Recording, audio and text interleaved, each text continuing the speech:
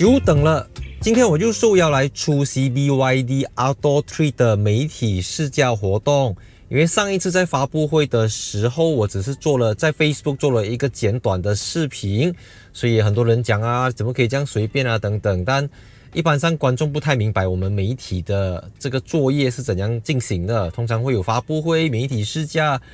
才到我们自己的一个 weekend slot， 然后接着再可能有更深入的试驾。所以今天就可以正式在我的频道跟大家介绍这个 Atto 3。所以简单来说呢，它有两个版本 ，Standard 的是150,430块 ，Extended 的是168,430块，差别就在于电池跟续航里程。就150千的410公里，168千的480公里这样子啦。所以410公里、480公里是它们的差距啦。然后电池是一个49.92 kWh， 一个是60.48 kWh。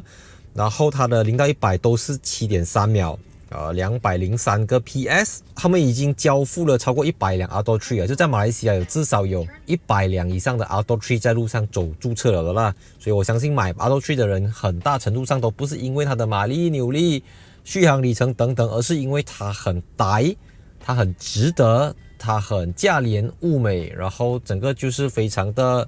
怎么讲，性价比非常的高啦。所以今天就会从这个 BYD 在阿拉达班萨拉的总部，应该是总部啦，开到去丹中马林再开回来，所以我在一边驾一边再跟大家分享我对这辆车子的 second impression。 Okay, guys, just follow my lead, follow in sequence. So car number 1, please turn to your right. Please be careful of our VIP over there, and we will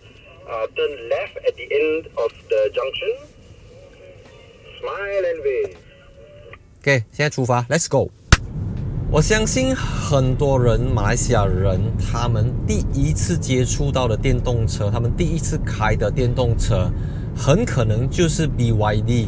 这个是based on我自己的这个观察啦，在 Facebook、在 Social Media 都好。那我觉得 BYD 在推广这个电动车 ，I mean， 因为它只卖电动车嘛，所以它可以像 Tesla 这样子非常专心的。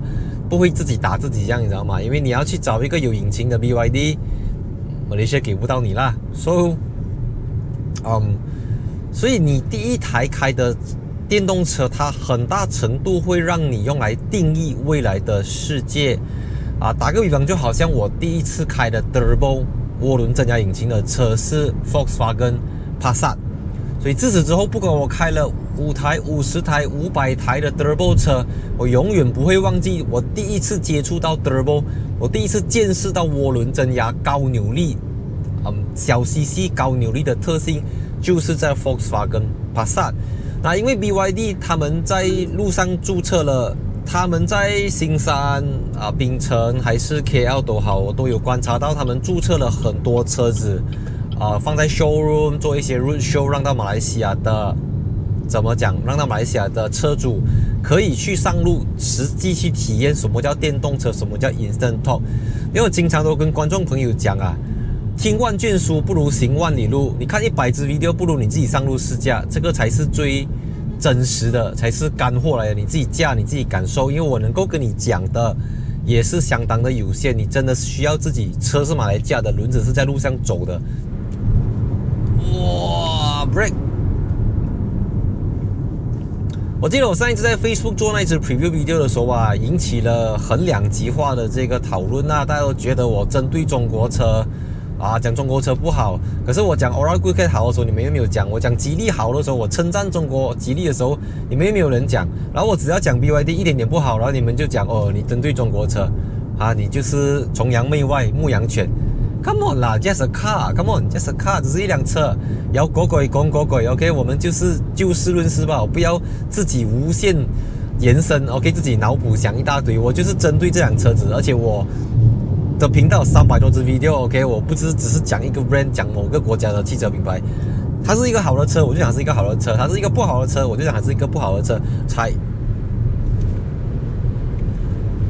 我觉得 compare to 我试驾的其他电动车来讲 ，BYD Atto 3它确实不是最有爆发力的一款 ，OK， 不论电池大小、output 等等，然后它的底盘底盘的悬挂调教刚性也不是说特别的好，甚至我在它 launching 的时候，我做的这个 slalom 嘛，这辆车好像要飘出去这样，好像要离开地球表面这样子，因为它根本就 hold 不住这个马路。它不是我试驾的第一台电动车，我要再次跟你强调 ，OK， 不是我要特别拿出来讲还是这样子，只是我要给你知道，我在驾 BYD Atto 3之前，我驾过了 iX1， 我驾过了 Mini Electric， 我驾过了 BMW i7。EQA、EQB、EQC、EQE、EQS、Taycan、e-tron GT、Volvo XC40 等等。OK， 我试驾的电动车不计其数，所以我驾电动车我就用电动车的经验来跟大家分享 Atto 3到底是一个怎样的车。我相信这个也是你看我频道的目的 ，OK， 而不是意味着在赞颂它，还是意味着在贬低它。我只是相当尽量啦 ，OK。虽然我不喜欢客观中立这个东西，我觉得客观中立就是没有什么意义啦，因为我们就是要主观判断它是好还是不好，不要这么多废话，不要这么多打哈哈，不要这么多假惺惺。所以 BYD Atto 3在 Highway 是一辆非常扣一点，是一辆舒服的车。对我来讲啦，它的 suspension 悬挂它不好就是它不够 sporty， 但是你走直路走直线，你不是一个喜欢配弯少 corner 的人来讲，它绝对能够满足到大部分的马来西亚公路使用者。而且150千到160多千的这个价位是大家想都不用想就能够从口袋里掏出 deposit 去付费去体验它的一个价钱啦。I mean 不管它卖到5万块都好，都会有人觉得太贵了。所以我觉得网络上有些东西就是每天讲留言讲有钱人的玩具，有钱人的玩具，没有有钱人哪里有就业机会，没有有钱人下面哪里有钱赚，然后你知道吗？我觉得仇富的心态永远都在社交媒体上层出不穷啊，大家都不知道在讨厌什么。I mean 有钱人你就给有钱人去体验，有钱人分享，有钱人跟你。难道1921年、1931年的时候，汽车就是每一个人都买得起的东西吗？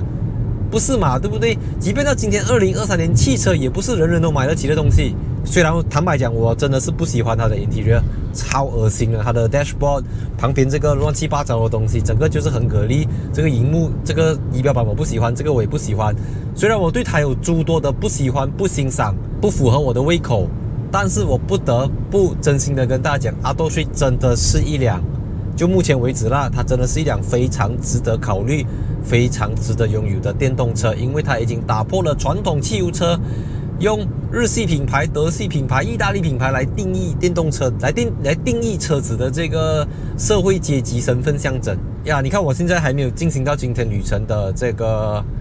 我看1/5吧，我就已经可以讲到这么多了，所以这些东西真的不是看 brochure。真的不是背稿，真的不是什么，真的是有感而发。这台车子它让我无论在戏里戏外，在荧幕前，在荧幕后，在 online offline 都是很具有话题性的一个车子。加上股神巴菲特哇，觉得这个Atto，觉得比亚迪是一个怎样的品牌，很有潜力。然后他们又叫它是电动界的 Toyota 啊，它即将未来可能在电动车世界来临的时候就取代掉。这个Toyota也跟 BYD 合作了，所以 BYD 真的 is more than just a car。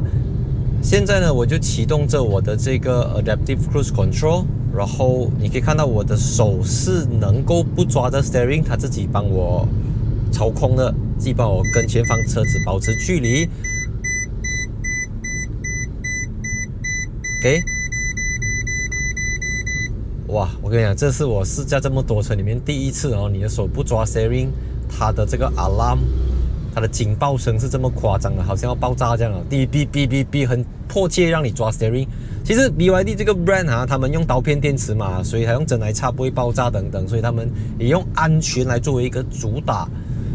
它真的是一辆 premium car 的外观，它的车头、车尾造型、它的车漆等等，可是里面真的是没有到那边啊。尤其是它的电子仪表板，我在驾 Mazda MX-30 的时候，有一位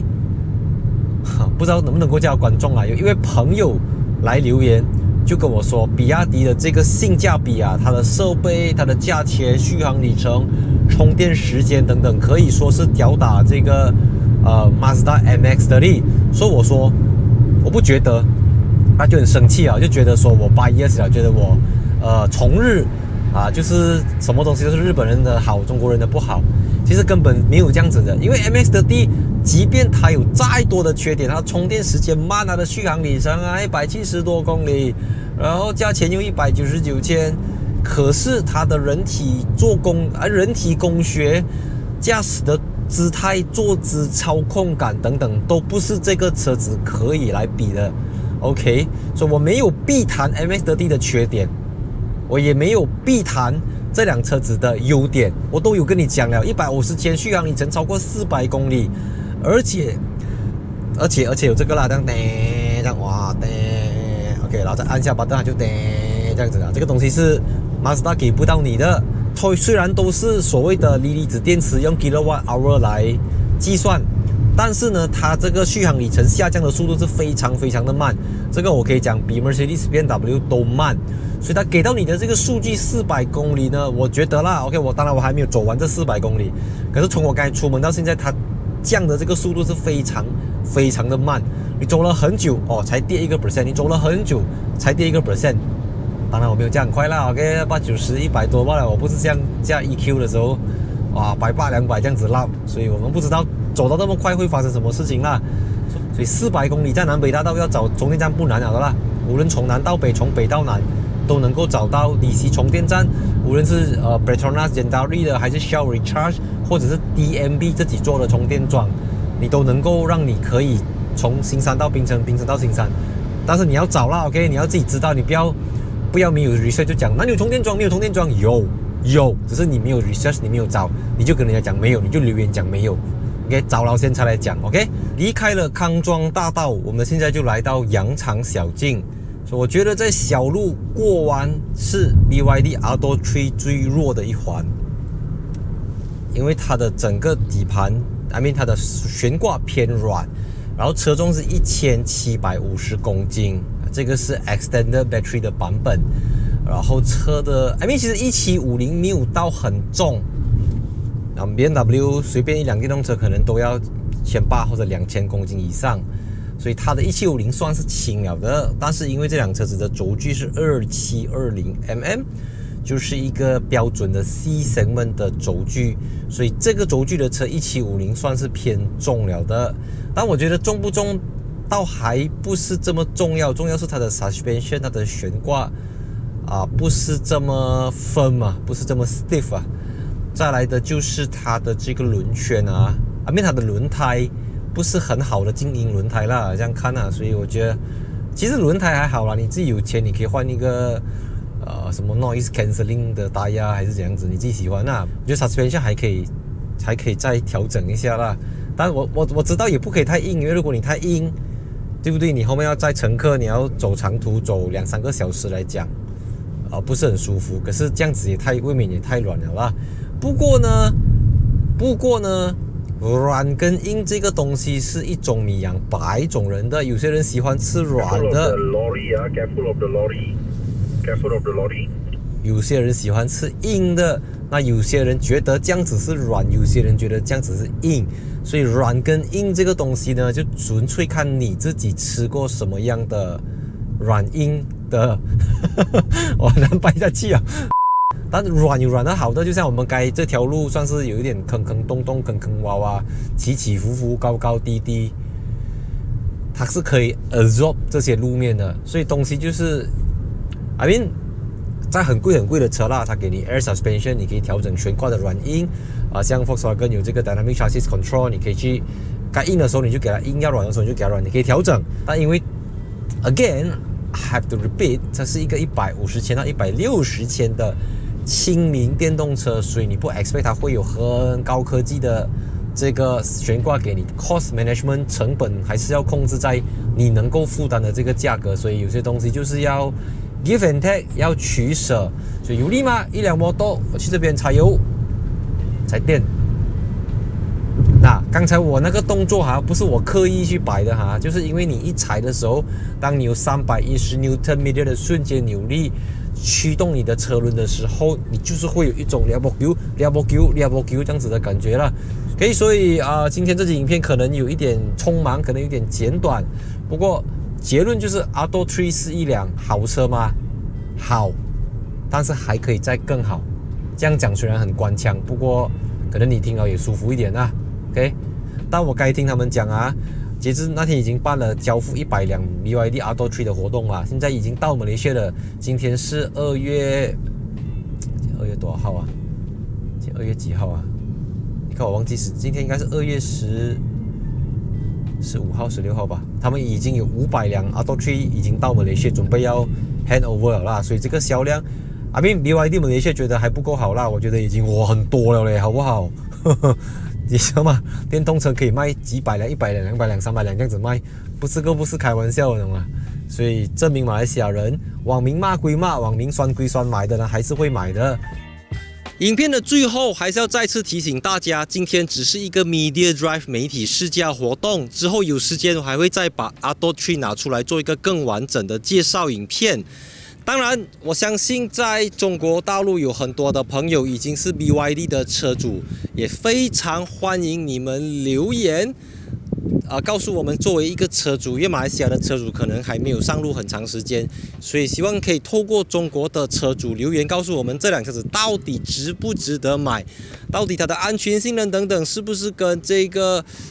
怎么说，宣传影片上讲的东西有没有出入？所以我就特别找了一个背景提醒你，这是马来西亚人 BYD 比亚迪马来西亚拍摄给马来西亚人看的影片，所以我这支影片讲的话、用的用语等等都是针对马来西亚的观众、马来西亚的华语观众，而不是针对中国大陆的。当然，你们写中文我们看得懂啦，我们可以做一个参考这样子。所以再次感谢 BYD 马来西亚邀请我出席今天这个半天的BYD Auto3 媒体试驾活动，所以喜欢我的影片记得分享、按赞、订阅 ，follow 我的 Instagram account，like 一下 Facebook page，subscribe YouTube 频道。我的频道、我的东西、我的影片只有出现在 YouTube 和 Facebook， 其他管道的一律都是非法上载、非法盗载的啦。OK， so see you in my next video， 去看。